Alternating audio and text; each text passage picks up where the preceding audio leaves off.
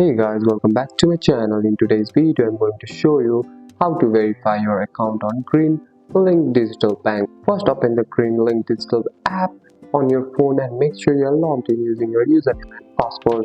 Once on your home screen, look for the notification or the message that says verify your account or complete verification. Tap on the option to begin. Next, the app will ask you to enter your personal information. This may include all your full name, date of birth, address, and phone number. Make sure all the details are correct. After that, you will need to upload your valid ID. This can be your passport, driving license, or national ID card. Follow the instruction to take a clear photo from the front and the back of your ID. The app may also ask you to take a selfie or complete face verification. This step helps confirm that you on of the ID. Once you finish the step, review all your documents and the information and tap submit. The bank will then review your details.